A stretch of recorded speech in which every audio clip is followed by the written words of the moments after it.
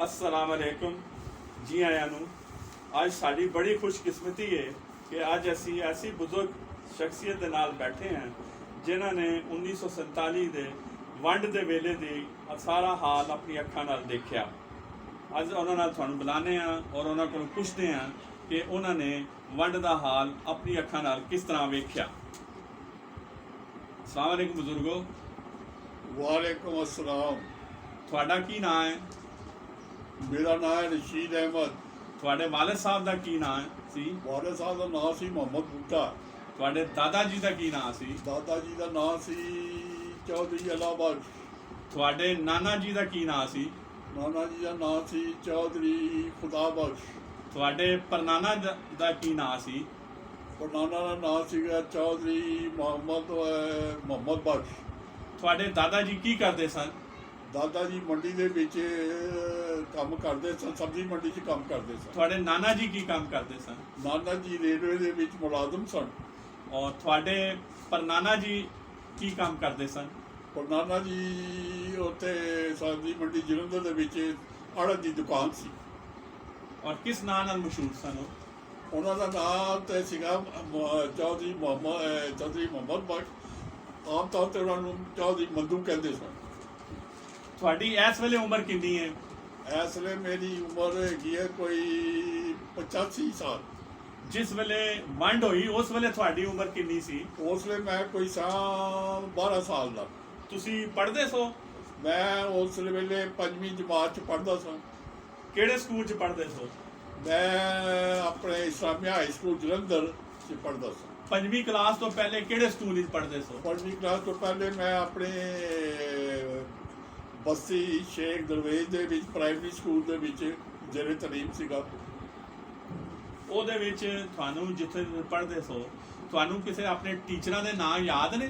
ਹਾਂ, ਮੈਨੂੰ ਯਾਦ ਹੈ ਜਨਾਬ, ਸਾਡਾ ਹੈਡਮਾਸਟਰ ਸੀਗਾ, ਉਹਦਾ ਨਾਮ ਸੀ ਗੰਡਾ ਰਾਮ। ਸਾਡੇ ਹੈਡਮਾਸਟਰ ਦਾ ਨਾਮ ਸੀ ਗੰਡਾ ਰਾਮ। ਔਰ ਬਾਕੀ ਦੂਸਰੇ ਤਿੰਨ ਜਿਹੜੇ ਮਾਸਟਰ ਸਨ ਉਹਨਾਂ 'ਚ ਇੱਕ ਸੀ ਮੁਹੰਮਦ ਇਕਬਾਲ ਸਾਹਿਬ, ਦੂਸਰੇ ਦਾ ਨਾਮ ਸੀ ਅਨਾਇਤ ਅਲੀ ਸਾਹਿਬ, ਤੀਸਰੇ ਦਾ ਨਾਮ ਸੀ ਦੀਨ ਮੁਹੰਮਦ ਸਾਹਿਬ। ਅੱਛਾ ਬਜ਼ੁਰਗੋ, ਹੁਣ ਤੁਸੀਂ ਇਹ ਦੱਸੋ ਕਿ ਜਲੰਧਰ ਜਿੱਥੇ ਤੁਸੀਂ ਰਹਿੰਦੇ ਸੋ ਉਹਦੇ ਆਲੇ ਦੁਆਲੇ ਦਾ ਜ਼ਰਾ ਮੰਜ਼ਰ ਕਸ਼ੀ ਕਰੋ। ਅਸੀਂ ਜਲੰਧਰ ਦੇ ਵਿੱਚ ਬਸਤੀ ਸ਼ੇਖ ਦਰਵੇਜ਼ ਵਿੱਚ ਰਹਿੰਦੇ ਸਨ। ਅਸਾਂ ਬਸਤੀ ਦੀ ਪੋਜੀਸ਼ਨ ਇਸ ਤਰ੍ਹਾਂ ਹੈਗੀ ਹੈ ਕਿ ਉਸ ਜ਼ਮਾਨੇ 'ਚ ਮਸ਼ਹੂਰ ਸੀ ਕਿ 12 ਬਸਤੀਆਂ ਨੇ ਔਰ 13ਵਾਂ ਸ਼ਹਿਰ ਜਲੰਧਰ ਹੈ। ਮਤਲਬ ਇਹ ਕਿ ਜਲੰਧਰ ਦੇ ਇਰਦ ਗਿਰਦ 12 ਬਸਤੀਆਂ ਸਨ, ਮੁਖਤਲਿਫ ਕਬੀਲੇ ਉਹਦੇ 'ਚ ਰਹਿੰਦੇ ਸਨ। ਤੇ ਇਹ ਮਸ਼ਹੂਰ ਸੀ। ਅੱਛਾ, ਤੁਹਾਡਾ ਜਿੱਥੇ ਘਰ ਸੀ ਉਹਦੇ ਅੱਗੇ ਪਿੱਛੇ ਆਲੇ ਦੁਆਲੇ ਦਾ ਕੋਈ ਮੰਜ਼ਰ ਸਾਨੂੰ ਦੱਸੋ। ਅੱਛਾ, ਸਾਡਾ ਘਰ ਜਨਾਬ ਉੱਥੇ ਸੀ ਪ੍ਰਾਇਮਰੀ ਸਕੂਲ ਜਿੱਥੇ ਮੈਂ ਪੜ੍ਹਦਾ ਸਾਂ ਨਾ, ਉਹਦੇ ਨਾਲ ਹੀ ਉਹ ਸੀਗਾ ਮੱਡਾ ਪੇਂਜਿਆਂ। ਅੱਛਾ, ਮੱਡਾ ਪੇਂਜਿਆਂ ਦੇ ਨਾਲ ਸਾਡੀ ਗਲੀ ਸੀ ਇੱਕ, ਜਿੱਥੇ ਸਾਡਾ ਮਕਾਨ ਸੀ। ਉਸ ਗਲੀ ਦੇ ਵਿੱਚ 7 ਮਕਾਨ ਸਨ। 3 ਆਪਣੇ, 3 ਇੱਕ ਪਾਸੇ, 4 ਇੱਕ ਪਾਸੇ। ਤੇ ਸਾਡਾ ਮਕਾਨ ਜਿਹੜਾ ਸੀ ਨਾ ਉਹ ਤਿੰਨਾਂ ਵਾਲੀ ਲਾਈਨ 'ਚ ਸੀਗਾ। ਲਾਈਨ ਦਾ ਅਖੀਰ ਵਾਲਾ ਮਕਾਨ ਸੀਗਾ। ਤੇ ਸਾਡੇ ਨਾਲ ਦੇ ਵਿੱਚ ਅਮਾਰਾ ਸਾਹਿਬ ਰਹਿੰਦੇ ਸਨ। ਉਹ ਤਾਂਗਾ ਚਲਾਉਂਦੇ ਹੁੰਦੇ ਸਨ। ਔਰ ਉਸ ਮਕਾਨ ਦੇ ਨਾਲ ਮੇਰੇ ਚਾਚਾ ਦਾਦਾ ਚਿਰਾਗ ਦਾ ਮਕਾਨ ਸੀ। ਸਾਡੇ ਸਾਹਮਣੇ ਇੱਕ ਬੇਵਾ ਰਹਿੰਦੀ ਸੀ ਆਪਣੇ ਬੇਟੇ ਨਾਲ, ਉਹਦਾ ਨਾਮ ਭੋਲੀ ਸੀ। ਉਹਦੇ ਨਾਲ ਮਕਾਨ ਸੀ। ਇੱਕ ਦੂਸਰੀ ਬੇਵਾ ਸੀ ਆਇਸ਼ਾ, ਉਹ ਆਪਣੀਆਂ ਜਵਾਨ ਬੇਟੀਆਂ ਦੇ ਨਾਲ ਉੱਥੇ ਰਹਿੰਦੀ ਸੀ। ਉਸਦੇ ਨਾਲ ਜਿਹੜਾ ਮਕਾਨ ਸੀਗਾ ਉਹ ਸਾਡੇ ਇੱਕ ਅਜ਼ੀਜ਼ ਜਿਹੜੇ ਕਿ ਬਾਅਦ 'ਚ ਮੇਰੇ ਉਹ ਖੁਸਰ ਬਣੇ, ਉਹਨਾਂ ਦਾ ਸੀ। ਉਹਦੇ ਨਾਲ ਇੱਕ ਮਕਾਨ ਸੀਗਾ ਅਤਾ ਮੁਹੰਮਦ ਸਾਹਿਬ ਜਿਹੜਾ ਕਿ ਦਰਜੀ ਦਾ ਕੰਮ ਕਰਦੇ ਸੀ। ਅੱਛਾ, ਤੁਹਾਡਾ ਜਿੱਥੇ ਤੁਸੀਂ ਰਹਿੰਦੇ ਸੋ ਕੀ ਇੱਥੇ ਸਿਰਫ ਮੁਸਲਮਾਨਾਂ ਦੀ ਆਬਾਦੀ ਸੀ ਜਾਂ ਹਿੰਦੂ ਸਿੱਖ ਵੀ ਤੁਹਾਡੇ ਨਾਲ ਰਹਿੰਦੇ ਸਨ? ਉੱਥੇ ਐਸਾ ਸੀ ਕਿ ਜਿਸ ਮੁਹੱਲੇ 'ਚ ਅਸੀਂ ਰਹਿੰਦੇ ਸਨ ਉੱਥੇ ਕੋਈ ਹਿੰਦੂ ਨਾ ਸੀ, ਉੱਥੇ ਸਾਰੇ ਮੁਸਲਮਾਨ ਸੀ। ਸਾਡੇ ਨਾਲ ਇੱਕ ਮੁਹੱਲਾ ਸੀ, ਉੱਥੇ ਤੋਂ ਹਿੰਦੂਆਂ ਦੇ ਘਰ ਹੈ ਸਨ। ਅੱਛਾ, ਇਹ ਦੱਸੋ ਕਿ ਤੁਹਾਡੇ ਘਰ ਦੇ ਪਿੱਛੋਂ ਕੋਈ ਰਸਤਾ ਜਾਂਦਾ ਸੀ ਤੇ ਉਹਦਾ ਕੀ ਕਿਸ? ਉਹ ਮੈਂ ਤੁਹਾਨੂੰ ਦੱਸਦਾ। ਸਾਡੇ ਘਰ ਦੇ ਪਿੱਛੋਂ ਕੱਚੀ ਸੜਕ ਜਾਂਦੀ ਸੀ ਦੂਸਰੀ ਬਸਤੀ ਦੀ ਤਰਫ। ਜਿਹਦਾ ਨਾਂ ਸੀ ਬਸਤੀ ਦਾਨਿਸ਼ਮੰਦਾ। ਤੇ ਸਾਡੇ ਘਰ ਦੇ ਨਾਲ, ਕਿਉਂਕਿ ਸਾਡਾ ਘੋੜੇ ਵਾਲਾ ਘਰ ਸੀਗਾ, ਤੇ ਸਾਡੇ ਘਰ ਦੇ ਨਾਲ ਉਹ ਖੂਹ ਸੀ ਦੀਨੋ ਦਾ ਖੂਹ। ਉਹਨੇ ਮਤਲਬ ਉਹ ਆਪਣੇ ਜਿੰਨੇ ਵੀ ਖੇਤ ਸਨ ਕਾ ਮੁਖਤਲਿਫ ਸਬਜ਼ੀਆਂ ਵਗੈਰਾ ਉਹਦੇ 'ਚ ਕਾਸ਼ ਕਰਦਾ ਸੀ। ਅੱਛਾ, ਤੇ ਜਿਹੜੇ ਉਹ ਬਜ਼ੁਰਗ ਦੀਨੋ ਸਨ, ਕਿ ਜਦੋਂ ਫੌਤ ਹੋਏ ਤੇ ਉਹਨਾਂ ਨੂੰ ਕਿੱਥੇ ਦਫਨ ਕੀਤਾ ਗਿਆ? ਸਾਡੇ ਮਸਜਿਦ ਦੇ ਸਕੂਲ ਦੇ ਸਾਹਮਣੇ ਨਾ ਤਕੀਆ ਦੀਨੇ ਸ਼ਾਹ ਸੀ। ਉਹ ਬਜ਼ੁਰਗ ਜਦੋਂ ਫੌਤ ਹੋਏ ਉਸ ਤਕੀਏ ਦੇ ਵਿੱਚ ਹੀ ਉਹਨਾਂ ਨੂੰ ਦਫਨਾ ਦਿੱਤਾ ਗਿਆ। ਅੱਛਾ, ਤੁਹਾਡੇ ਨਾਲ ਗੱਲਾਂ ਹੋਈਆਂ ਤੇ ਤੁਸੀਂ ਦੱਸਿਆ ਤੁਹਾਡੇ ਘਰ ਦੇ ਨੇੜੇ ਕੋਈ ਨਦੀ ਵੀ ਸੀ ਜਾਂ ਨਹਿਰ? ਨਹੀਂ, ਉਹ ਤੁਸੀਂ ਉਹਨੂੰ ਕਹਿ ਸਕਦੇ ਹੋ ਨਹਿਰ ਜਾਂ ਨਦੀ ਕਹਿ ਸਕਦੇ ਹੋ। ਨਹਿਰ ਤਾਂ ਨਹੀਂ, ਇੱਕ ਛੋਟੀ ਜਿਹੀ ਨਦੀ ਸੀਗੀ। ਉਹ ਬਾਰਿਸ਼ ਦੇ ਦਿਨਾਂ ਦੇ ਵਿੱਚ ਉਹਦੇ 'ਚ ਤੁਗਿਆਨੀ ਆ ਜਾਂਦੀ ਹੁੰਦੀ ਸੀ ਤੇ ਉਹ ਰਸਤਾ ਬੰਦ ਹੋ ਜਾਂਦਾ ਹੁੰਦਾ ਸੀ, ਜਿਹੜਾ ਕਿ ਦੂਸਰੀ ਬਸਤੀ ਗੁਜ਼ਰ ਨੂੰ ਜਾਂਦਾ ਸੀ। ਤੇ ਫਿਰ ਲੋਕ ਕਿਸ ਤਰ੍ਹਾਂ ਦੂਸਰੀ ਬਸਤੀ 'ਚ ਜਾਂਦੇ ਸੀ? ਫਿਰ ਉਹ ਜਨਾਬ ਦੂਸਰੇ ਰਸਤਾ ਅਖਤਿਆਰ ਕਰਦੇ ਸਨ, ਜਿਹੜਾ ਕਿ ਜ਼ਰਾ ਥੋੜਾ ਲੰਬਾ ਸੀਗਾ, ਉਹ ਫਿਰ ਅਖਤਿਆਰ ਕਰਦੇ ਸੀ। ਅੱਛਾ, ਤੁਹਾਡੇ ਜਿਹੜੇ ਪਰਨਾਨਾ ਜੀ ਜਾਂ ਦਾਦਾ ਜਿਹੜੇ ਜਲੰਧਰ ਸ਼ਹਿਰ ਵਿੱਚ ਰਹਿੰਦੇ ਸਨ, ਉਹਦੇ ਆਲੇ ਦੁਆਲੇ ਦੀ ਕੋਈ ਨਿਸ਼ਾਨੀ ਤੁਹਾਨੂੰ ਯਾਦ ਹੋਏ ਤੇ ਉਹ ਦੱਸੋ। ਮੇਰੇ ਨਾਨਾ ਜੀ ਦਾ ਘਰ ਉੱਥੇ ਜਨਾਬ ਚੌਕ ਇਮਾਮ ਨਾਸਰੁਦੀਨ ਸਾਹਿਬ ਦਾ ਉੱਥੇ ਮਜ਼ਾਰ ਸੀ। ਉਹ ਮਹੱਲਾ ਮੁਜਾਵਰਾ ਕਰਾਉਂਦਾ ਸੀ, ਜਿਹੜੇ ਕਿ ਇਮਾਮ ਨਾਸਰੁਦੀਨ ਸਾਹਿਬ ਦੇ ਮੁਰੀਦ ਸਨ। ਉਹ ਉੱਥੇ ਰਹਿੰਦੇ ਸਨ। ਉੱਥੇ ਸਾਡਾ ਵੀ ਘਰ ਸੀ ਮੇਰੇ ਨਾਨੇ ਦਾ। ਅਸੀਂ ਉੱਥੇ ਅਕਸਰ ਆਉਂਦੇ ਜਾਂਦੇ ਰਹਿੰਦੇ ਸਨ। ਉਸ ਮੁਹੱਲੇ 'ਚ ਐਂਟਰ ਹੋਣ ਤੋਂ ਪਹਿਲੇ ਵੱਡਾ ਜਿਹਾ ਗੇਟ ਸੀਗਾ। ਉਸ ਗੇਟ ਨਾਲ ਦੋ ਪਤੰਗਸਾਜ਼ੀ ਦੀਆਂ ਦੁਕਾਨਾਂ ਸਨ, ਜਿੱਥੇ ਹਿੰਦੂ ਮੁਸਲਮਾਨ ਪਤੰਗ ਖਰੀਦਣ, ਡੋਰਾ ਲਗਵਾਉਣ ਆਉਂਦੇ ਹੁੰਦੇ ਸਨ। ਅੱਛਾ, ਜਿੱਥੇ ਬਸਤੀ ਸ਼ੇਖ ਦਰਵੇਜ਼ ਵਿੱਚ ਤੁਸੀਂ ਰਹਿੰਦੇ ਸੀ, ਉੱਥੇ ਕੋਈ ਬਾਜ਼ਾਰ ਵੀ ਹੋਏਗਾ, ਉਹਦੀ ਕੋਈ ਯਾਦ ਹੋਏ ਤੁਹਾਨੂੰ? ਹਾਂਜੀ, ਉੱਥੇ ਬਾਜ਼ਾਰ ਸੀਗਾ ਇੱਕ, ਉਹਦਾ ਨਾਂ ਸੀ ਬੜਾ ਬਾਜ਼ਾਰ। ਉਸ ਦੇ ਵਿੱਚ ਮੁਖਤਲਿਫ ਦੁਕਾਨਾਂ ਸਨ, ਜਿਨ੍ਹਾਂ 'ਚ ਦੋ ਹਿੰਦੂਆਂ ਦੀਆਂ ਸਨ। ਇੱਕ ਤਾਂ ਦੁੱਧ ਦੀ ਦੁਕਾਨ ਸੀ ਉਦੋਂ ਦੀ, ਦੂਸਰਾ ਇੱਕ ਓਮਾ ਸੀਗਾ ਜਿਹੜੇ ਕਿ ਕਰਿਆਨੇ ਦੀ ਦੁਕਾਨ ਸੀ। ਅੱਛਾ, ਇਹਦੇ ਇਲਾਵਾ ਉੱਥੇ ਸਬਜ਼ੀ ਦੀ ਦੁਕਾਨ ਸੀਗੀ, ਉਹਦਾ ਨਾਮ ਸੀ ਮੁਹੰਮਦੀ। ਔਰ ਬਾਕੀ ਕਰਿਆਨੇ ਵਾਲਿਆਂ ਦੇ ਦੋ ਤਿੰਨਾਂ ਦੇ ਨਾਂ ਸਨ। ਇੱਕ ਸੀ ਮੁਖਤਾਰ ਦੀ ਦੁਕਾਨ, ਜਿਹੜਾ ਕਿ ਸਾਡਾ ਪੜੋਸੀ ਵੀ ਸੀ, ਔਰ ਦੂਸਰੀ ਸੀ ਹਾਜੀ ਇਸਮਾਈਲ ਸਾਹਿਬ ਦੀ ਦੁਕਾਨ ਕਰਿਆਨੇ ਦੀ। ਉਸ ਬਾਜ਼ਾਰ ਵਿੱਚ ਕੋਈ ਹਕੀਮ ਵੀ ਰਹਿੰਦਾ ਸੀ ਜਾਂ ਬਾਜ਼ਾਰ ਤੋਂ ਜ਼ਰਾ ਹਟ ਕੇ ਥੋੜ੍ਹੇ ਫਾਸਲੇ ਦੇ ਉੱਤੇ ਅੱਗੇ ਉਹ ਜਦੋਂ ਅਸੀਂ ਅੱਡੇ ਵੱਲ ਜਾਂਦੇ ਸਨ ਨਾ, ਤੇ ਉੱਥੇ ਹਕੀਮ ਘੋੜੇ ਵਾਲੇ ਦਾ ਕਲੀਨਿਕ ਆਉਂਦਾ ਸੀ, ਜਿੱਥੇ ਕਿ ਬਿਮਾਰੀ ਦੀ ਸੂਰਤ ਬੱਚੇ ਲੋਕਾਂ ਦੇ ਮਾਵਾਂ ਉੱਤੇ ਬੱਚਿਆਂ ਨੂੰ ਜਾ ਕੇ ਦਿਖਾਉਂਦੀਆਂ ਸਨ, ਦੁਆ ਸ਼ੁਆ ਲੈਂਦੀਆਂ ਸਨ। ਉਸ ਜ਼ਮਾਨੇ 'ਚ ਬਜ਼ੁਰਗੋ ਜ਼ਿਆਦਾਤਰ ਆਮਦੋਰਫਤ ਦਾ ਜ਼ਰੀਆ ਟਾਂਗਾ ਹੁੰਦਾ ਸੀ। ਤੇ ਕੋਈ ਤੁਸੀਂ ਟਾਂਗੇ ਤੇ ਆਪਣੀ ਬਸਤੀ ਤੋਂ ਕਿਤੇ ਜਾਣਾ ਹੋਏ ਤੇ ਟਾਂਗਾ ਸਟੈਂਡ ਕਿੱਥੋਂ ਤੇ ਕਿੱਥੇ ਜਾਂਦਾ ਸੀ, ਕਿੱਥੇ ਸਵਾਰੀਆਂ ਲੈ ਕੇ ਜਾਂਦਾ ਸੀ, ਇਹਦੇ ਬਾਰੇ ਕੀ ਦੱਸੋ। ਟਾਂਗਾ ਸਟੈਂਡ ਜਿਹੜਾ ਸੀ ਉਹ ਉੱਥੋਂ ਜਨਾਬ ਜਲੰਧਰ ਸ਼ਹਿਰ ਨੂੰ ਦੋ ਰਸਤੇ ਜਾਂਦੇ ਸਨ। ਇੱਕ ਕੱਚਾ ਰਸਤਾ ਸੀ, ਇੱਕ ਪੱਕੀ ਸੜਕ ਸੀਗੀ, ਜਿੱਥੇ ਕੋਈ ਟਾਂਗੇ ਇਹਨਾਂ ਦੀ ਆਉਣ ਜਾਣ ਦੀ ਆਮਦੋਰਫਤ ਸੀਗੀ। ਤੇ ਉੱਥੋਂ ਟਾਂਗੇ ਜਾਂਦੇ ਸੀ। ਉੱਥੋਂ ਕੋਈ ਮੇਰਾ ਖਿਆਲ ਜਲੰਧਰ ਸ਼ਹਿਰ ਦਾ ਫਾਸਲਾ ਕੋਈ 1.5 ਮੀਲ ਹੋਏਗਾ। ਤੇ ਉਸ ਸੜਕ 'ਤੇ ਜਦੋਂ ਅਸੀਂ ਜਾਂਦੇ ਸਾਂ ਜਲੰਧਰ ਨੂੰ, ਤੇ ਰਸਤੇ 'ਚ ਇੱਕ ਝੰਡੀਆਂ ਵਾਲਾ ਪੀਰ ਆਉਂਦਾ ਹੁੰਦਾ ਸੀ। ਉੱਥੇ ਉਹ ਝੰਡੀਆਂ ਲੱਗੀਆਂ ਰਹਿੰਦੀਆਂ ਸਨ, ਤੇ ਇੱਕ ਉਹ ਪੀਰ ਸਾਹਿਬ ਦੀ ਕਬਰ ਜਿਹੀ ਸੀਗੀ। ਅੱਛਾ, ਫਿਰ ਜਿਵੇਂ ਅਸੀਂ ਆਪਣੇ ਜਲੰਧਰ ਅੱਡੇ ਤੋਂ ਪਹਿਲੇ ਪਹੁੰਚਣ ਤੋਂ ਪਹਿਲੇ ਮਿਸ਼ਨ ਹਾਈ ਸਕੂਲ ਆਉਂਦਾ ਸੀ। ਫਿਰ ਅਸੀਂ ਜਦ ਅੱਡੇ 'ਤੇ ਪਹੁੰਚ ਜਾਂਦੇ ਸਨ, ਤੇ ਅੱਡਾ ਉਹ ਜਿਹੜਾ ਸੀ ਨਾ ਉਹ ਜੀਟੀ ਰੋਡ ਦੇ ਉੱਤੇ ਵਾਕਿਆ ਸੀ। ਤੇ ਉਹਦੇ ਇਲਾਵਾ ਅਸੀਂ ਜਨਾਬ ਉਸ ਜੀਟੀ ਰੋਡ ਦੇ ਉੱਤੇ ਮੇਰੀ ਵਾਲਦਾ ਮੈਨੂੰ ਜਦੋਂ ਕਦੀ ਬਿਮਾਰ ਸ਼ਮਾਰ ਹੁੰਦਾ ਸਾਂ, ਡਾਕਟਰ ਫਰੂਕੀ ਉਹਦੇ ਕੋਲ ਲੈ ਕੇ ਜਾਂਦੀ ਹੁੰਦੀ ਸੀ। ਉਹਦੀ ਦੁਕਾਨ, ਉਹਦਾ ਕਲੀਨਿਕ ਉੱਥੇ ਸੀਗਾ। ਉਸ ਤੋਂ ਉਸੇ ਇੰਜੀਨੀਅਰਿੰਗ ਸੜਕ ਦੇ ਉੱਤੇ ਇੱਕ ਹੋਰ ਮੈਂ ਤੁਹਾਨੂੰ ਵਾਕਿਆ ਦੱਸਦਾ ਹੈਗਾ ਕਿ ਜਦੋਂ ਜੰਗੇ ਅਜ਼ੀਮ 2 ਖਤਮ ਹੋਈ, ਅੰਗਰੇਜ਼ਾਂ ਨੇ ਜਿੱਤੀ ਜੰਗ, ਤੇ ਉਹਨਾਂ ਨੇ ਸਕੂਲਾਂ ਦੇ ਬੱਚਿਆਂ 'ਚ ਮਠਿਆਈ ਤਕਸੀਮ ਕਰਨ ਦਾ ਪ੍ਰੋਗਰਾਮ ਬਣਾਇਆ। ਤੇ ਅਸੀਂ ਵੀ ਆਪਣੇ ਸਕੂਲ ਵਾਲੇ ਬੱਚੇ ਸਾਰੇ ਸਾਡੇ ਉੱਥੇ ਗਏ ਕੰਪਨੀ ਬਾਗ ਦੇ ਵਿੱਚ। ਉੱਥੇ ਅਸੀਂ ਜਾ ਕੇ ਬਹਿ ਗਏ। ਉਹਦੇ ਬਾਅਦ ਥੋੜ੍ਹੀ ਦੇਰ ਬਾਅਦ ਇੰਤਜ਼ਾਰ ਦੇ ਬਾਅਦ ਫਿਰ ਉੱਥੇ ਮਠਿਆਈ ਆਈ, ਲੱਡੂ ਵੰਡੇ ਗਏ, ਜਿਹੜੇ ਕਿ 2 ਹਰ ਇੱਕ ਘਰ ਨੂੰ ਦਿੱਤੇ ਗਏ। ਅੱਛਾ ਬਜ਼ੁਰਗੋ, ਇਹ ਤੇ ਤੁਹਾਡਾ ਢੰਗ ਆਪਣਾ ਜਲੰਧਰ ਦਾ, ਜਿੱਥੇ ਤੁਸੀਂ ਰਿਹਾਇਸ਼ ਪਜ਼ੀਰ ਹੋ, ਉਹਦਾ ਕੋਈ ਆਲੇ ਦੁਆਲੇ ਦਾ ਨਕਸ਼ਾ ਤੁਸੀਂ ਖਿੱਚਿਆ। ਹੁਣ ਤੁਸੀਂ ਇਹ ਦੱਸੋ ਕਿ ਜਿਸ ਵੇਲੇ 14 ਅਗਸਤ ਦੇ ਮਹੀਨੇ 'ਚ 1947 'ਚ ਪਾਕਿਸਤਾਨ ਬਣਨ ਦਾ ਐਲਾਨ ਹੋਇਆ, ਉਸ ਵੇਲੇ ਤੁਸੀਂ ਕਿੱਥੇ ਸੋ? ਉਸ ਵੇਲੇ ਮੈਂ ਜਲੰਧਰ 'ਚ ਨਹੀਂ ਸਾਂ। ਮੈਂ ਜਦੋਂ ਛੁੱਟੀਆਂ 2 ਮਹੀਨਿਆਂ ਦੀਆਂ ਹੋਈਆਂ ਤੇ ਮੇਰੇ ਨਾਨਾ ਜੀ ਰੇਲਵੇ ਵਾਲੇ ਉਹ ਬਠਿੰਡਾ 'ਚ ਸਨ ਤੇ ਮੈਂ ਉਹਨਾਂ ਕੋਲ ਛੁੱਟੀਆਂ ਗੁਜ਼ਾਰਨ ਵਾਸਤੇ ਬਠਿੰਡੇ ਚਲਾ ਗਿਆ। ਬਠਿੰਡਾ ਰਿਆਸਤ ਪਟਿਆਲਾ ਦੀ ਇੱਕ ਜਗ੍ਹਾ ਹੈ, ਹਿੱਸਾ ਹੈ। ਅੱਛਾ, ਉੱਥੇ ਅਸੀਂ ਹਾਤਾ ਠਾਕਰਦਾਸ ਉੱਥੇ ਰਹਿੰਦੇ ਸਨ, ਜਿੱਥੇ ਕੋਈ 250-300 ਮਕਾਨ ਸਨ, ਜਿਨ੍ਹਾਂ 'ਚ 4-5 ਮਕਾਨ ਮੁਸਲਮਾਨਾਂ 'ਚ ਸੀ, ਜਿਨ੍ਹਾਂ ਵਿੱਚੋਂ ਸਾਡਾ ਵੀ ਇੱਕ ਮਕਾਨ ਕਿਰਾਏ 'ਤੇ ਸੀ। ਤੁਹਾਡੇ ਆਲੇ ਦੁਆਲੇ ਪੜੋਸੀ ਦੇ ਬਾਰੇ ਤੁਹਾਨੂੰ ਕੁਝ ਪਤਾ ਹੋਏ ਤਾਂ ਉਹ ਦੱਸੋ। ਸਾਡੇ ਇੱਕ ਪਾਸੇ ਸਿੱਖ ਪੜੋਸੀ ਸੀਗਾ ਜਿਹਦਾ ਨਾਂ ਸੀ ਦਲੀਪ ਸਿੰਘ, ਤੇ ਉਹ ਘੜੀਆਂ ਦਾ ਕੰਮ ਕਰਦਾ ਹੁੰਦਾ ਸੀ ਘਰ ਵਿੱਚ ਬਹਿ ਕੇ। ਤੇ ਦੂਸਰੇ ਪਾਸੇ ਸਾਡਾ ਇੱਕ ਹੈਡਮਾਸਟਰ ਸਾਹਿਬ, ਹਾਈ ਸਕੂਲ ਦੇ ਹੈਡਮਾਸਟਰ ਸਾਹਿਬ, ਉਹਨਾਂ ਦਾ ਨਾਮ ਮੈਂ ਭੁੱਲ ਗਿਆ। ਤੁਹਾਡੇ ਜਿਹੜੇ ਪੜੋਸੀ ਸਨ ਉਹਨਾਂ ਦੇ ਨਾਲ ਤੁਹਾਡੇ ਉਸ ਜ਼ਮਾਨੇ 'ਚ ਵਸੇਵਾ ਕੈਸਾ ਸੀ, ਤਾਲੁਕਾਤ ਕੈਸੇ ਸਨ? ਸਾਡੇ ਪੜੋਸੀਆਂ ਨਾਲ ਬੜੇ ਤਾਲੁਕਾਤ ਅੱਛੇ ਸਨ, ਬੜੇ ਬਰਾਦਰਾਨਾ ਕਿਸਮ ਦੇ ਤਾਲੁਕਾਤ ਸਨ। ਉਹ ਸਾਡੀ ਬੜੀ ਇੱਜ਼ਤ ਕਰਦੇ ਸਨ ਔਰ ਸਾਨੂੰ ਆਪਣੇ ਵਾਲਦੈਨ ਦਾ ਦਰਜਾ ਦਿੰਦੇ ਸਨ। ਤੇ ਉਹ ਜਦੋਂ ਇਹ ਪਾਕਿਸਤਾਨ ਦੀ ਵੰਡ ਦਾ ਐਲਾਨ ਹੋ ਗਿਆ, ਇਹ ਪਾਕਿਸਤਾਨ ਵਿੱਚੋਂ ਲੋਕ ਜਦੋਂ ਉੱਧਰ ਗਏ, ਉਹਨਾਂ ਨੇ ਜਾ ਕੇ ਉੱਥੇ ਬੜਾ ਸ਼ੋਰ ਸ਼ਰਾਬਾ ਕੀਤਾ। ਉਹਨਾਂ ਨੇ ਕਿਹਾ ਜੀ ਸਾਡੇ ਤੇ ਬੜਾ ਜ਼ੁਲਮ ਹੋਇਆ ਹੈ, ਅਸੀਂ ਜੀ ਜਨਾਬ ਮੁਸਲਮਾਨਾਂ ਨੇ ਸਾਡੇ ਤੇ ਬੜੀ ਜ਼ਿਆਦਤੀ ਕੀਤੀ ਹੈ, ਅਸੀਂ ਇੱਥੇ ਜਿਹੜੇ ਮੁਸਲਮਾਨ ਹੈਗੇ ਆ ਉਹਨਾਂ ਨੂੰ ਨਹੀਂ ਛੱਡਾਂਗੇ, ਉਹਨਾਂ ਨੂੰ ਅਸੀਂ ਆਪਣਾ ਇੰਤਕਾਮ ਦਾ ਨਿਸ਼ਾਨਾ ਬਣਾਵਾਂਗੇ।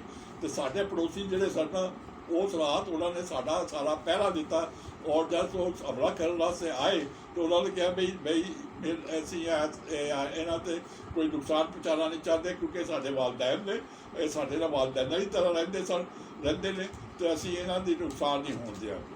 ਉਹ ਖੈਰ ਉਹਨਾਂ ਨੇ ਉਹ ਰਾਤ ਟਾਲ ਦਿੱਤੀ। ਸਵੇਰੇ ਜਿਵੇਂ ਹੋਇਆ ਤੇ ਉਹ ਮੇਰੇ ਨਾਨੇ ਕੋਲ ਆਏ, ਉਹਨਾਂ ਕਿਹਾ ਚੌਧਰੀ ਸਾਹਿਬ ਤੁਸੀਂ ਕੁਛ ਦਿਨਾਂ ਵਾਸਤੇ ਇੱਥੋਂ ਚਲੇ ਜਾਓ, ਕਿਉਂਕਿ ਇੱਥੇ ਹੁਣ ਹਾਲਾਤ ਖਰਾਬ ਹੋ ਗਏ ਨੇ, ਇਹ ਜਿਹੜੇ ਲੋਕ ਆਏ ਨੇ ਇਹ ਜਨਾਬ ਬੜੇ ਮੁਸਤਕਿਲ ਨੇ ਔਰ ਇਹ ਤੁਹਾਡੇ ਤੇ ਹਮਲਾਵਰ ਹੋਏ ਸਨ, ਅਸਾਂ ਤੁਹਾਡੀ ਹਿਫਾਜ਼ਤ ਕੀਤੀ ਹੈ, ਇਸ ਦੇ ਬਾਅਦ ਹੁਣ ਸਾਡੇ ਵੱਸ ਦੀ ਗੱਲ ਨਹੀਂ ਹੈਗੀ। ਨਾਨਾ ਜੀ ਉਸ ਵੇਲੇ ਉੱਠ ਕੇ ਫੌਰੀ ਤੌਰ 'ਤੇ ਸਟੇਸ਼ਨ 'ਤੇ ਗਏ, ਪਤਾ ਕੀਤਾ ਕਿ ਕੋਈ ਗੱਡੀ ਆਉਣ ਵਾਲੀ ਹੈ। ਪਤਾ ਚੱਲਿਆ ਕਿ ਦਿੱਲੀ ਤੋਂ ਇੱਕ ਗੱਡੀ ਚੱਲੀ ਹੋਈ ਹੈ, ਉਹ ਕੁਝ ਥੋੜ੍ਹੀ ਦੇਰ ਤੱਕ ਇੱਥੇ ਪਹੁੰਚ ਜਾਏਗੀ। ਤੇ ਉਹ ਫੌਰਨ ਜਨਾਬ ਘਰ ਵਾਪਸ ਆਏ। ਘਰ ਵਾਲੇ ਆ ਕੇ ਕਹੇ ਉੱਠੋ ਬਈ, ਕੋਈ ਚੀਜ਼ ਚੁੱਕਣ ਦੀ ਲੋੜ ਨਹੀਂ, ਆਪਣੇ ਜਿਸ ਤਰ੍ਹਾਂ ਬੈਠੇ ਇਸੇ ਹੀ ਚਲੋ। ਮੈਂ, ਮੇਰੀ ਨਾਨੀ, ਮੇਰੀ ਖਾਲਾ, ਮੇਰਾ ਮਾਮਾ, ਅਸੀਂ ਸਾਰੇ ਉੱਠ ਕੇ ਤੇ ਨਾਨਾ ਜੀ ਦੇ ਨਾਲ ਚਲੇ ਗਏ। ਅਸੀਂ ਜਨਾਬ ਰੇਲਵੇ ਯਾਰਡ ਤੋਂ ਗੱਡੀਆਂ ਦੇ ਨੀਚੇ ਛੁਪਦੇ ਛੁਪਾਦੇ ਪਲੇਟਫਾਰਮ 'ਤੇ ਪਹੁੰਚੇ। ਤੇ ਉੱਥੇ ਜਦੋਂ ਪਹੁੰਚੇ ਤਾਂ ਗੱਡੀ ਆਈ ਹੋਈ ਸੀ, ਅਸੀਂ ਉਸ ਗੱਡੀ ਦੇ ਵਿੱਚ ਸਵਾਰ ਹੋ ਗਏ। ਜਿਸ ਵੇਲੇ ਤੁਸੀਂ ਗੱਡੀ 'ਚ ਬੈਠੇ, ਤੁਹਾਨੂੰ ਟਾਈਮ ਦਾ ਅੰਦਾਜ਼ਾ ਹੈ ਕਿ ਉਸ ਵੇਲੇ ਕੀ ਟਾਈਮ ਹੋਏਗਾ? ਉਸ ਵੇਲੇ ਕੋਈ ਸਵੇਰ ਦੇ ਕੋਈ 8 ਵਜੇ 8:30 ਹੋਣਗੇ। ਠੀਕ ਹੈ। ਫਿਰ ਜਿਸ ਵੇਲੇ ਤੁਹਾਡੀ ਗੱਡੀ ਤੁਰੀ ਔਰ ਤੁਸੀਂ ਪਾਕਿਸਤਾਨ ਪਹੁੰਚੇ, ਉਸ ਦੇ ਦੌਰਾਨ ਜੋ ਤੁਸੀਂ ਦੇਖਿਆ ਉਹ ਤੁਸੀਂ ਸਾਡੇ ਨਾਲ ਸ਼ੇਅਰ ਕਰੋ। ਸਾਡੀ ਜਦੋਂ ਗੱਡੀ ਬਠਿੰਡਿਓਂ ਚੱਲੀ ਤੇ ਅੱਗੇ ਰਿਆਸਤ ਫਰੀਦਕੋਟ ਆਈ, ਉੱਥੇ ਗੱਡੀ ਜਾ ਕੇ ਰੁਕੀ। ਉੱਥੇ ਦੇਖਿਆ ਕਿ ਸਿੱਖਾਂ ਦਾ ਇੱਕ ਬੜਾ ਵੱਡਾ ਜੱਦਾ ਜਿਹੜਾ ਕਿ ਬਰਛੇ ਔਰ ਛੁਰੀਆਂ ਲੈ ਕੇ ਹੱਥਾਂ ਦੇ ਵਿੱਚ ਖੜੇ ਸਨ, ਉਹ ਇਸ ਗੱਡੀ 'ਤੇ ਹਮਲਾਵਰ ਹੋਣਾ ਚਾਹੁੰਦੇ ਸਨ। ਲੇਕਿਨ ਸਾਡੀ ਖੁਸ਼ਕਿਸਮਤੀ ਕਹੋ ਕਿ ਉਸ ਗੱਡੀ ਦੇ ਨਾਲ ਬਲੋਟ ਰੈਜੀਮੈਂਟ ਦਾ ਇੱਕ ਕੰਪਨੀ ਸੀਗੀ ਸਾਡੀ ਗੱਡੀ ਦੀ ਹਿਫਾਜ਼ਤ ਵਾਸਤੇ। ਤੇ ਉਹਨਾਂ ਨੇ ਜਿਵੇਂ ਗੱਡੀ ਉੱਥੇ ਰੋਕੀ ਤੇ ਉਹਨਾਂ ਨੇ ਕਿਹਾ ਵੀ ਦੇਖੋ ਇੱਥੇ ਕੋਈ ਗੱਡੀ ਦੇ ਉੱਤੇ ਕੋਸ਼ਿਸ਼ ਹਮਲੇ ਨਾ ਕਰੇ, ਅਗਰ ਕਿਸੇ ਨੇ ਕੋਸ਼ਿਸ਼ ਕੀਤੀ ਤੇ ਅਸੀਂ ਉਹਨਾਂ ਨੂੰ ਗੋਲੀਆਂ ਨਾਲ ਭੁੰਨ ਦਿਆਂਗੇ। ਇਸ ਵਾਸਤੇ ਉਹਨਾਂ ਦੇ ਡਰ ਦੀ ਵਜ੍ਹਾ ਨਾਲ ਉਹ ਜਨਾਬ ਗੱਡੀ 'ਤੇ ਹਮਲਾ ਨਾ ਕਰ ਸਕੇ। ਉਹਦੇ ਬਾਅਦ ਫਿਰ ਗੱਡੀ ਫਰੀਦਕੋਟ ਤੋਂ ਚੱਲੀ ਤੇ ਜਾ ਕੇ ਅੱਗੇ ਫਿਰੋਜ਼ਪੁਰ ਛਾਉਣੀ ਦੇ ਉੱਤੇ ਰੁਕੀ। ਫਿਰੋਜ਼ਪੁਰ ਛਾਉਣੀ ਦੇ ਉੱਤੇ ਜਦੋਂ ਰੁਕੀ ਤੇ ਉੱਥੇ ਕਿਉਂਕਿ ਗੱਡੀ ਦੇ ਗਾਰਡ ਔਰ ਸਿੱਖ ਉਹ ਸਨ, ਗੱਡੀ ਦੇ ਗਾਰਡ ਔਰ ਡਰਾਈਵਰ ਉਹ ਸਿੱਖ ਸਨ, ਤੇ ਉਹਨਾਂ ਨੇ ਜਨਾਬ ਸ਼ਰਾਰਤਾਂ ਨੇ ਕਿਹਾ ਕਿ ਜੀ ਅਸੀਂ ਹੁਣ ਗੱਡੀ ਪਾਕਿਸਤਾਨ ਨਹੀਂ ਜਾ ਸਕਦੇ, ਅਸੀਂ ਨਹੀਂ ਜਾਣਾ। ਉਹ ਫੌਜੀ ਦਸਤੇ ਨੇ ਕਿਹਾ ਦੇਖੋ ਬੰਦਿਆਂ ਦੇ ਪੁੱਤਰ ਬਣੋ, ਇਸ ਗੱਡੀ ਨੂੰ ਲੈ ਕੇ ਜਾਓ, ਅਗਰ ਤੁਸੀਂ ਨਹੀਂ ਗਏ ਤੇ ਅਸੀਂ ਤੁਹਾਡਾ ਬੰਦੋਬਸਤ ਕਰ ਦਿਆਂਗੇ। ਉਹ ਜਨਾਬ ਡਰ ਡੁੱਕਰ ਉਹਨਾਂ ਦੀਆਂ ਗੱਲਾਂ ਨੂੰ ਥੋੜ੍ਹਾ ਡਰਾਇਆ ਧਮਕਾਇਆ ਤੇ ਉਹ ਗੱਡੀ ਲਿਜਾਣ ਵਾਸਤੇ ਤਿਆਰ ਹੋ ਗਏ। ਜਦੋਂ ਸਾਡੀ ਗੱਡੀ ਚੱਲਣ ਵਾਲੀ ਸੀ ਤੇ 2 ਜਵਾਨ ਲੜਕੀਆਂ ਬੁਰੀ ਹਾਲਤ ਬਾਹਰ ਵਿਖਰੇ ਪੁਰਾਣੇ ਬੁਰੇ ਹਾਲ ਰੋਂਦੀਆਂ ਪਿੱਟਦੀਆਂ ਉਹਦੇ ਸਾਡੇ ਡੱਬੇ 'ਚ ਆ ਬੈਠੀਆਂ। ਅਸੀਂ ਉਹਨਾਂ ਨੂੰ ਪੁੱਛਿਆ, ਬੀਬੀ ਤੁਹਾਡੇ ਨਾਲ ਕੀ ਹੋਇਆ? ਉਹ ਕਹਿਣ ਲੱਗੀ, ਜੀ ਸ਼ਹਿਰ ਦੇ ਵਿੱਚ ਕਤਲੋ ਗਾਰਤ ਹੋ ਰਹੀ ਹੈ, ਅਸੀਂ ਉੱਥੋਂ ਬਚ ਬਚਾ ਕੇ ਦੱਸੀਆਂ ਵਾ, ਹੁਣ ਇੱਥੇ ਪਹੁੰਚੀਆਂ ਵਾ, ਅਤੇ ਸਾਡੇ ਪਿਛਲਿਆਂ ਦਾ ਕੀ ਅਸਰ ਹੋਇਆ ਉਹ ਹੁਣ ਸਾਨੂੰ ਨਹੀਂ ਪਤਾ। ਗੱਡੀ ਉੱਥੋਂ ਫਿਰੋਜ਼ਪੁਰੋਂ ਚੱਲ ਪਈ। ਅੱਛਾ, ਫਿਰੋਜ਼ਪੁਰੋਂ ਚੌਣੀ ਤੋਂ ਚੱਲ ਕੇ ਅਸੀਂ ਉਸ ਵੇਲੇ ਕੋਈ ਮੇਰਾ ਖਿਆਲ ਸ਼ਾਮ ਦਾ ਵੇਲਾ ਹੋਣ ਵਾਲਾ ਸੀ, ਕਸੂਰ ਦੇ ਰਸਤੇ ਅਸੀਂ ਪਾਕਿਸਤਾਨ ਦੇ ਵਿੱਚ ਦਾਖਲ ਹੋਏ। ਪਾਕਿਸਤਾਨ ਦਾਖਲ ਹੋ ਕੇ ਲਾਹੌਰ ਸਟੇਸ਼ਨ 'ਤੇ ਸਾਡੀ ਗੱਡੀ ਰੁਕੀ। ਜਿਵੇਂ ਅਸੀਂ ਪਾਕਿਸਤਾਨ ਵਿੱਚ ਸਾਡੀ ਗੱਡੀ ਦਾਖਲ ਹੋ ਗਈ ਅਤੇ ਜਿਹੜੇ ਮੁਸਾਫਰ ਸਨ ਉਹਨਾਂ ਨੇ ਖੁਸ਼ੀ ਦੇ ਮਾਰ ਨਾਅਰਾ ਤਕਬੀਰ, ਅੱਲਾਹੁ ਅਕਬਰ ਦੇ ਨਾਅਰੇ ਲਾਣੇ ਸ਼ੁਰੂ ਕਰ ਦਿੱਤੇ। ਪਾਕਿਸਤਾਨ ਜ਼ਿੰਦਾਬਾਦ, ਇਸ ਤਰ੍ਹਾਂ ਦੇ ਯਾਨੀ ਖੁਸ਼ੀ ਦੇ ਨਾਅਰੇ ਲਾਣੇ ਸ਼ੁਰੂ ਕਰ ਦਿੱਤੇ ਕਿ ਅਸੀਂ ਆਪਣੇ ਮੁਲਕ ਪਾਕਿਸਤਾਨ ਵਿੱਚ ਪਹੁੰਚ ਗਏ। ਉੱਥੇ ਲਾਹੌਰ ਸਟੇਸ਼ਨ 'ਤੇ ਜਦੋਂ ਗੱਡੀ ਖੜੀ ਸੀ ਤੇ ਮੈਂ ਆਪਣੇ ਗੱਡੀ ਦੇ ਬਾਹਰ ਝਾਕ ਕੇ ਦੇਖਿਆ ਤਾਂ ਗੱਡੀ ਦੇ ਇਰਦ ਗਿਰਦ ਦੇ ਲਾਈਨਾਂ ਦੇ ਵਿੱਚ ਸਿੱਖਾਂ ਦੀਆਂ ਲਾਸ਼ਾਂ ਕਤਲ ਹੋਇਆਂ ਦੀਆਂ ਪਈਆਂ ਸਨ। ਅਤੇ ਉਹ ਉੱਤੋਂ ਪਤਾ ਲੱਗਦਾ ਸੀ ਕਿ ਇੱਥੇ ਵੀ ਕਤਲੋ ਗਾਰਤ ਹੋਈ ਆ। ਅਤੇ ਉਹਦੇ ਬਾਅਦ ਗੱਡੀ ਫਿਰ ਲਾਹੌਰੋਂ ਚੱਲੀ। ਅੱਛਾ, ਇੱਕ ਗੱਲ ਮੈਂ ਤੁਹਾਨੂੰ ਦੱਸਣੀ ਭੁੱਲ ਗਿਆ, ਜਿਹੜੇ ਅਸੀਂ ਬਠਿੰਡੇ ਗੱਡੀਓਂ ਬੈਠੇ ਤਾਂ ਮੇਰੇ ਨਾਨਾ ਜੀ ਨੇ ਕਿਹਾ, ਜੀ ਹੁਣ ਇਹ ਗੱਲ ਮੁੱਕ ਗਈ ਹੈ, ਹੁਣ ਅਸੀਂ ਇੱਥੇ 7-8 ਦਿਨ ਬਾਅਦ ਨਹੀਂ ਆਉਣਾ, ਹੁਣ ਇੱਥੇ ਅਸੀਂ ਆ ਹੀ ਨਹੀਂ ਸਕਦੇ, ਹੁਣ ਅਸੀਂ ਪਾਕਿਸਤਾਨ 'ਚ ਹੀ ਰਹਿਣਾ ਪਏਗਾ ਕਿਉਂਕਿ ਇਹ ਹੁਣ ਤਕਸੀਮ ਹੋ ਗਈ ਹੈ। ਅਤੇ ਮੇਰੀ ਨਾਨੀ ਨੇ ਸਵਾਲ ਕੀਤਾ ਕਿ ਅਸੀਂ ਹੁਣ ਜਾ ਕਿੱਥੇ ਰਹੇ ਹਾਂ? ਉਹਨੇ ਕਿਹਾ, ਜਾਣਾ ਤਾਂ ਅਸੀਂ ਪਾਕਿਸਤਾਨ ਹੈ। ਉਹਨੇ ਕਿਹਾ, ਜੀ ਪਾਕਿਸਤਾਨ ਕਿਹੜੀ ਜਗ੍ਹਾ ਜਾਵਾਂਗੇ? ਉਹਨੇ ਕਿਹਾ, ਅਜੇ ਤਾਂ ਮੇਰੇ ਜ਼ਿਹਨ ਦੇ ਵਿੱਚ ਇੱਕ ਜਗ੍ਹਾ ਹੈ, ਮੇਰੇ ਨਾਲ ਜਿਹੜੇ ਇੱਕ ਮੇਰੇ ਦੋਸਤ ਸਨ ਦਰਵੇਸ਼ ਸਿਫਤ ਆਦਮੀ ਗੌਰ ਸਾਹਿਬ, ਉਹ ਪਹਿਲੇ ਹੀ ਪਾਕਿਸਤਾਨ ਬਣਨ ਤੋਂ ਪਹਿਲੇ ਉੱਥੇ ਟ੍ਰਾਂਸਫਰ ਹੋ ਕੇ ਰਾਵਲਪਿੰਡੀ 'ਚ ਆ ਗਏ ਸਨ ਅਤੇ ਮੇਰਾ ਇਰਾਦਾ ਉਹਨਾਂ ਕੋਲ ਜਾਣ ਦਾ ਹੈ। ਅਤੇ ਅਸੀਂ ਜਦੋਂ ਗੱਡੀ ਉੱਥੇ ਗਿਆ, ਉੱਥੇ ਗੱਡੀ ਕੋਈ ਪਿੰਡੀ ਜਿਹੜਾ ਪਹੁੰਚੀ ਹੈ ਨਾ, ਉਹ ਕੋਈ ਰਾਤ ਦੇ 2:30 ਵਜੇ ਪਹੁੰਚੀ ਹੈ। ਔਰ ਰਸਤਾ ਬੜਾ ਖਰਾਬ ਸੀਗਾ ਰੇਲਵੇ, ਕਿਉਂਕਿ ਬਰਸਾਤ ਦਾ ਮੌਸਮ ਸੀ, ਰੇਲਵੇ ਟਾਈਮ ਵੀ ਬੜਾ ਖਰਾਬ ਹੋਇਆ ਸੀ, ਕੁਛ ਫਸਾਦਾਂ ਦੀ ਵਜ੍ਹਾ ਨਾਲ, ਕੁਛ ਬਾਰਿਸ਼ ਦੀ ਵਜ੍ਹਾ ਨਾਲ। ਰੇਲ ਨੂੰ ਬੜੇ ਇਹਤਿਆਤ ਤਰੀਕੇ ਨਾਲ ਚਲਾ ਕੇ ਐਸਤਾ ਤਾਂ ਬਹਰਾਲ ਪਿੰਡੀ ਪਹੁੰਚ ਗਏ। ਉਹ 2-2:30 ਵਜੇ ਜਿਹੜੇ ਪਹੁੰਚੇ ਤਾਂ ਰੇਲਵੇ ਵਾਲੇ ਉੱਥੇ ਜਿਹੜਾ ਸਟਾਫ ਸੀ ਉਹਨਾਂ ਨੇ ਕਿਹਾ, ਜੀ ਜਿਹੜੇ ਮਹਾਜਰ ਆ ਰਹੇ ਨੇ, ਔਰ ਰੇਲਵੇ ਸਾਹਮਣੇ ਉਹ ਇੱਕ ਹਾਲ ਹੈਗਾ ਜਿਹਨੂੰ ਕਿ ਦਾਨਸੀ ਹਾਲ ਕਹਿੰਦੇ ਨੇ, ਜਿੱਥੇ ਕਿ ਅੱਜ ਕੱਲ੍ਹ ਰੇਲਵੇ ਦਾ ਟਿਕਟ ਘਰ ਹੈ, ਉੱਥੇ ਅਸੀਂ ਜਾ ਕੇ ਅਖੇ ਮੁਖਤਲਿਫ ਫੈਮਲੀਆਂ ਜਾ ਕੇ ਬਹਿ ਗਈਆਂ ਨੇ, ਤੁਸੀਂ ਵੀ ਉੱਥੇ ਚਲੇ ਜਾਓ। ਅਸੀਂ ਵੀ ਉੱਥੇ ਚਲੇ ਗਏ, ਉੱਥੇ ਜਾ ਕੇ ਇੱਕ ਜਗ੍ਹਾ ਬਹਿ ਗਏ। ਫਿਰ ਤੁਹਾਨੂੰ ਬਜ਼ੁਰਗੋ ਪਿੰਡੀ 'ਚ ਕਿਸ ਜਗ੍ਹਾ ਤੁਹਾਨੂੰ ਰਿਹਾਇਸ਼ ਮਿਲੀ ਔਰ ਕਿੱਥੇ ਆ ਕੇ ਤੁਸੀਂ ਸਕੂਨਤ ਖਰਾਬ ਕੀਤੀ? ਜਦ ਜਿਹੜੇ ਸੁਬਾਹ ਹੋਈ ਤੇ ਮੇਰੇ ਨਾਨਾ ਜੀ ਆਪਣੇ ਦੋਸਤ ਦੇ ਦਫ਼ਤਰ ਗਏ, ਉਹਨੂੰ ਜਾ ਕੇ ਮਿਲੇ, ਉਹਨੂੰ ਜਾ ਕੇ ਦੱਸਿਆ ਵੀ ਮੈਂ ਆਪਣੇ ਬੱਚੇ ਲੈ ਕੇ ਆ ਗਿਆ ਵਾਂ, ਫਲਾਣੀ ਜਗ੍ਹਾ ਬੈਠਾ ਵਾਂ ਅਤੇ ਮੈਂ ਹੁਣ ਤੁਹਾਨੂੰ ਦੱਸਣ ਵਾਸਤੇ ਆਇਆ ਸਾਂ। ਉਹ ਬੜੇ ਪਰੇਸ਼ਾਨ ਵੀ ਹੋਏ, ਖੁਸ਼ ਵੀ ਹੋਏ। ਉਹਨੇ ਕਿਹਾ, ਅੱਛਾ ਠੀਕ ਹੈ, ਚਲ ਆ ਮੇਰੇ ਨਾਲ। ਉਹਨਾਂ ਨੇ ਟਾਂਗਾ ਲਿਆ ਉੱਥੋਂ ਰੇਲਵੇ ਤੋਂ, ਟਾਂਗਾ ਲੈ ਕੇ ਸਾਨੂੰ ਸਾਰਿਆਂ ਨੂੰ ਉਹਦੇ ਵਿੱਚ ਬਿਠਾਇਆ, ਔਰ ਉਹ ਛਾਛੀ ਮਹੱਲਾ ਜਿਹੜਾ ਕਿ ਕਮੇਟੀ ਚੌਕ ਦੇ ਵਿੱਚ ਵਾਕਿਆ ਹੈ, ਅਸ਼ਰਫ ਬੁੱਕ ਏਜੰਸੀ ਦੇ ਪਿੱਛੇ ਉਹ ਮਹੱਲਾ ਵਾਕਿਆ ਹੁਣ ਵੀ ਹੈ, ਉੱਥੇ ਉਹਨਾਂ ਦਾ ਮਕਾਨ ਸੀ, ਉੱਥੇ ਉਹਨਾਂ ਨੇ ਸਾਨੂੰ ਲਿਜਾ ਕੇ ਛੱਡ ਦਿੱਤਾ। ਔਰ ਉਹਨਾਂ ਨੇ ਕਿਹਾ, ਹੁਣ ਤੁਸੀਂ ਮੇਰੇ ਮਹਿਮਾਨ ਹੋ, ਜਿੰਨੇ ਦੇ ਰਹਿਣਾ ਰਹੋ। ਉਹਦੇ ਫਿਰ ਅਸੀਂ ਕੋਈ 2-2.5 ਮਹੀਨੇ ਉਹਨਾਂ ਕੋਲ ਮਹਿਮਾਨ ਰਹੇ, ਕਿਉਂਕਿ ਨਾਨਾ ਜੀ ਨੂੰ 2-2.5 ਮਹੀਨੇ ਇੱਥੇ ਨੌਕਰੀ ਨਹੀਂ ਮਿਲੀ ਸੀ। ਜਦੋਂ ਉਹਨਾਂ ਨੂੰ ਇੱਥੇ ਨੌਕਰੀ ਮਿਲ ਗਈ ਤਾਂ ਫਿਰ ਅਸੀਂ ਇੱਕ ਉਸੇ ਹੀ ਗਲੀ ਦੇ ਵਿੱਚ ਇੱਕ ਛੋਟਾ ਜਿਹਾ ਮਕਾਨ ਸੀ, ਉਹਦੇ ਵਿੱਚ ਅਸੀਂ ਸ਼ਿਫਟ ਹੋ ਗਏ। ਉੱਥੇ ਜਦੋਂ ਸ਼ਿਫਟ ਹੋ ਗਏ ਤਾਂ ਅਸੀਂ ਕਿਹਾ, ਹੁਣ ਬਾਅਦ ਤੁਹਾਡੀ ਬੜੀ ਮਿਹਰਬਾਨੀ, ਤੁਸੀਂ ਸਾਡਾ ਇੰਨਾ ਬੋਝ ਉਠਾਇਆ, ਹੁਣ ਅਸੀਂ ਆਪਣੇ ਪੈਰਾਂ 'ਤੇ ਖੜ੍ਹੇ ਹੋ ਕੇ ਕਰਾਂਗੇ। ਅੱਛਾ, ਉੱਥੇ ਇਹ ਸੀ, ਸਾਨੂੰ ਹੁਣ ਪਤਾ ਨਾ ਸੀ ਕਿ ਸਾਡੇ ਬਰਾਦਰੀ ਦੇ ਲੋਕ ਜਾਂ ਮੇਰੇ ਵਾਲਦੈਨ ਹੋਰ ਦੀ ਜੋ ਘਰ ਕਿੱਥੇ ਨੇ, ਕੀ ਉਹਨਾਂ ਦਾ ਕੀ ਹੋਇਆ, ਕੀ ਨਹੀਂ ਹੋਇਆ। ਅਸੀਂ ਕੀ ਕਰਦੇ ਸਾਂ, ਨਾਨੀ ਔਰ ਮੈਂ, ਮੇਰੀ ਖਾਲਾ, ਸੁਬਾਹ ਉੱਠ ਕੇ ਸਵੇਰੇ ਜਿਹੜੇ ਉੱਥੇ ਕੈਂਪ ਬਣਾਏ ਸਨ ਮੁਹਾਜਰਾਂ ਨੇ ਰੋਕਣ ਵਾਸਤੇ, ਉੱਥੇ ਅਸੀਂ ਜਾਂਦੇ ਸਨ। ਬਨੀ ਰੋਡ ਦੇ ਉੱਤੇ ਜਿਹੜਾ ਕਿ ਅੱਜ ਕੱਲ੍ਹ ਐਜੂਕੇਸ਼ਨ ਡਾਇਰੈਕਟਰੇਟ ਹੈ, ਇਹ ਉਸ ਵੇਲੇ ਮੁਹਾਜਰਾਂ ਦਾ ਕੈਂਪ ਸੀਗਾ। ਅਸੀਂ ਉੱਥੇ ਸੁਬਾਹ ਦੇ ਟਾਈਮ ਰੋਜ਼ ਜਾਂਦੇ ਸਨ, ਕੋਈ ਸ਼ਾਇਦ ਵਾਕਫਕਾਰ ਬੰਦਾ ਮਿਲ ਜਾਏ। ਇੱਕ ਦਿਨ ਫਿਰ ਸਾਡਾ ਇੱਕ ਵਾਕਫ ਜਲੰਧਰ ਦਾ ਬੰਦਾ ਮਿਲ ਗਿਆ। ਉਹਨੇ ਜਾ ਕੇ ਉਹਨੇ ਕਿਹਾ, ਤੁਸੀਂ ਪਿੰਡੀ ਪਹੁੰਚ ਗਏ? ਉਹਨੇ ਕਿਹਾ, ਹਾਂ ਮੈਂ ਪਿੰਡੀ ਪਹੁੰਚ। ਉਹਨੇ ਕਿਹਾ, ਸਾਡੇ ਬਾਕੀ ਲੋਕ ਕਿੱਥੇ ਨੇ? ਉਹਨੇ ਕਿਹਾ, ਜੀ ਤੁਹਾਡੇ ਸਾਰੀ ਬਰਾਦਰੀ ਬਾਕੀ ਲੋਕ ਜਿਹੜੇ ਨੇ ਉੱਥੇ ਵਾਰਟਨ ਕੈਂਪ 'ਚ ਲਾਹੌਰ 'ਚ ਨੇ। ਤੇ ਉਹ ਅਸੀਂ ਫਿਰ ਕਿਹਾ ਵੀ ਨਾਨੀ ਨੇ ਸਾਡੀ ਨੇ ਕਿਹਾ ਕਿ ਤੁਸੀਂ ਉਹਨਾਂ ਨੂੰ ਜਾ ਕੇ ਦੱਸੋ ਅਸੀਂ ਪਿੰਡੀ 'ਚ ਆ। ਉਹ ਕਹਿੰਦੇ ਮੈਂ ਅੱਜ ਜਾ ਰਿਹਾ ਵਾਪਸ, ਤੇ ਮੈਂ ਉਹਨਾਂ ਨੂੰ ਜਾ ਕੇ ਉੱਥੇ ਦੱਸਾਂਗਾ ਤੁਹਾਡਾ। ਉਹ ਫਿਰ ਜਿੱਲੇ ਉੱਥੇ ਗਏ, ਉੱਥੇ ਜਾ ਕੇ ਉਹਨਾਂ ਨੇ ਮੇਰੀ ਵਾਲਦਾ ਵਾਲਿਆਂ ਨੂੰ ਦੱਸਿਆ ਕਿ ਮੈਂ ਤੁਹਾਡੇ ਅੱਬਾ ਜੀ ਤੇ ਅੰਬੀ ਨੂੰ ਮਿਲ ਕੇ ਆਇਆ ਵਾਂ, ਉਹ ਪਿੰਡੀ 'ਚ ਨੇ, ਤੇ ਉਹ ਕਹਿੰਦੇ ਸੀ ਕਿ ਸਾਡਾ ਉਹਨਾਂ ਨੂੰ ਦੱਸ ਦੇਣਾ। ਉਸ ਵੇਲੇ ਉੱਥੇ ਮਤਲਬ ਕਿ ਵਾਟਰ ਕੈਂਪ 'ਚ ਇਹ ਸੀ ਕਿ ਗੌਰਮੈਂਟ ਅਕਸਰ ਮਹਾਜਰਾਂ ਨੂੰ ਨਾ ਮਿੰਟ ਕੁਬਰੀ, ਫੈਸਲਾਬਾਦ ਵਗੈਰਾ ਭੇਜਦੀ ਸੀ, ਉੱਥੇ ਆਬਾਦ ਕਰਨ ਦੀ ਕੋਸ਼ਿਸ਼ ਕਰਦੀ ਸੀ। ਤੇ ਮੇਰੇ ਘਰਦਾਰਿਆਂ ਨੇ ਕਿਹਾ ਅਸੀਂ ਨਹੀਂ ਜਾਣਾ ਹੁਣ ਫੈਸਲਾਬਾਦ, ਅਸੀਂ ਤੇ ਜਨਾਬ ਪਿੰਡੀ ਜਾਵਾਂਗੇ, ਉੱਥੇ ਮੇਰੇ ਅੱਬਾ ਜੀ ਨੇ, ਉੱਥੇ ਮੇਰੀ ਮਾਂ ਵੇ, ਉੱਥੇ ਮੇਰਾ ਬੇਟਾ ਵੇ, ਅਸੀਂ ਹੁਣ ਉੱਥੇ ਜਾਵਾਂਗੇ। ਉਹ ਫਿਰ ਜਨਾਬ ਸਾਡੇ ਕੋਲ ਇੱਥੇ ਪਿੰਡੀ ਆ ਗਏ। ਪਿੰਡੀ ਆ ਕੇ ਉਹਨਾਂ ਨੇ ਸਾਨੂੰ ਉੱਥੇ ਰੇਲਵੇ ਸਟੇਸ਼ਨ 'ਤੇ ਪਹੁੰਚੇ, ਤੇ ਮੇਰੀ ਅੰਮੀ ਨੇ ਨਾ ਉੱਥੇ ਰੇਲਵੇ ਦੇ ਕਿਸੇ ਬੰਦੇ ਨੂੰ ਕਿਹਾ ਕਿ ਮੇਰੇ ਵਾਲਦ ਸਾਹਿਬ ਦਾ ਨਾਂ ਇਹ ਵੇ, ਉਹ ਗੁਡਸ ਆਫਿਸ 'ਚ ਕੰਮ ਕਰਦੇ ਨੇ, ਤੇ ਮੈਂ ਉਹਨਾਂ ਦੀ ਬੇਟੀ ਹਾਂ, ਮੈਂ ਉਹਨਾਂ ਨੂੰ ਮਿਲਣਾ ਚਾਹੁੰਦੀ। ਉਹ ਰੇਲਵੇ ਦਾ ਬੰਦਾ ਜਾ ਕੇ ਗੁਡਸ ਆਫਿਸ ਮੇਰੇ ਨਾਨੇ ਨੂੰ ਦੱਸ ਕੇ ਆਇਆ ਕਿ ਤੁਹਾਡੀ ਬੇਟੀ ਉੱਥੇ ਪਲੇਟਫਾਰਮ ਦੇ ਉੱਤੇ ਬੱਚਿਆਂ ਨਾਲ ਬੈਠੀ ਹੈ। ਉਹ ਨਾਨਾ ਜੀ ਆਏ, ਪਲੇਟਫਾਰਮ 'ਤੇ ਮਿਲੇ, ਫਿਰ ਸਾਨੂੰ ਵੀ ਉੱਥੇ ਆਪਣੇ ਜਿੱਥੇ ਰਾਏ ਸੀਗੀ ਚਾਚੀ ਮੱਲੇ 'ਚ ਉੱਥੇ ਲੈ ਗਏ।